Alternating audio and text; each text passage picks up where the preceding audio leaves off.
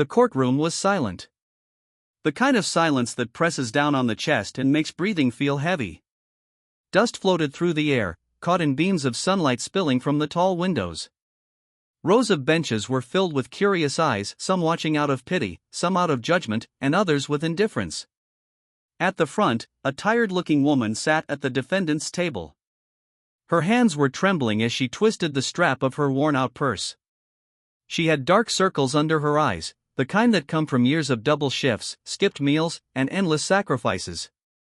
This was Angela Brooks, a single mother wrongly accused of theft at her workplace. Beside her, the chair for her attorney was empty. She couldn't afford a lawyer. The court had assigned her one, but he hadn't shown up. To most people in that room, the case already looked over. Poor woman. No lawyer. No chance. The judge, a stern man with silver hair and a heavy robe, cleared his throat. "Mrs. Brooks," he said in a flat voice, "where is your counsel?"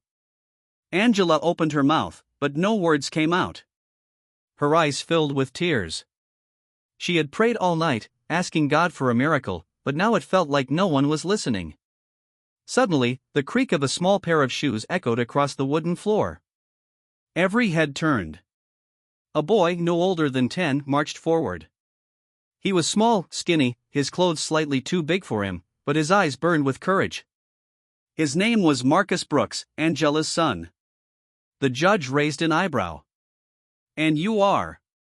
The boy swallowed hard, but his voice was clear. "Your Honor, I'm my mom's lawyer." The courtroom gasped. A ripple of whispers spread across the benches. The judge leaned forward. "Son, this is no place for games. Lawyers spend years in school before they're allowed in this room." Marcus's small hands shook, but he balled them into fists and lifted his chin. "I know.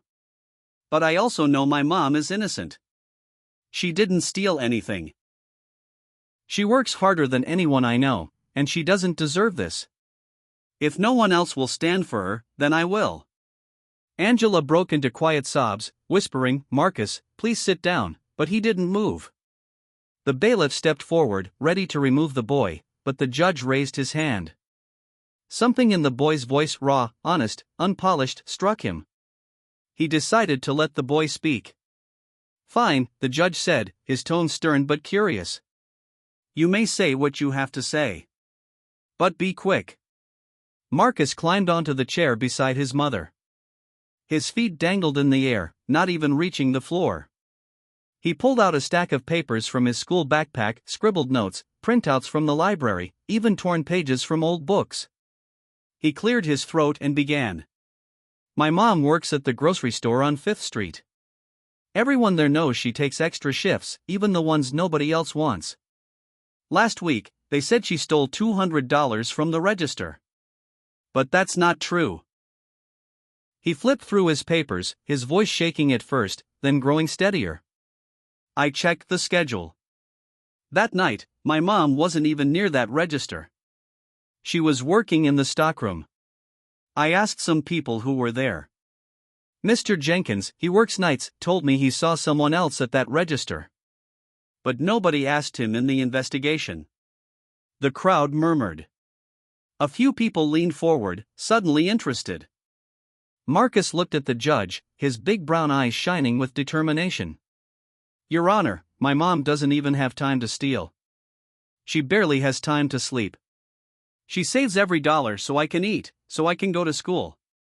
If she wanted money, she could have asked our neighbors, or even me. I've been saving quarters for months. But she would never, ever take something that wasn't hers." Angela covered her mouth, tears streaming down her face. The judge tapped his pen against the desk. He was impressed, but he couldn't show it. "Do you have any proof of what you're saying?" Marcus nodded eagerly. He pulled out a crumpled piece of paper. "I found out they checked the cameras, but they said the video was blurry. So, I went to the store manager myself. He didn't want to talk to me. But I asked the cashier who worked that night, her name's Miss Carla, and she said she remembers a man with a red cap at the register.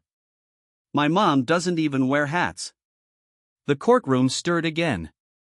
Some people chuckled softly at the boy's boldness, others whispered, "Is this kid for real?" The judge rubbed his chin. He had seen lawyers argue cases with less fire than this child. Still, it wasn't enough. "Son, the law requires more than stories and guesses.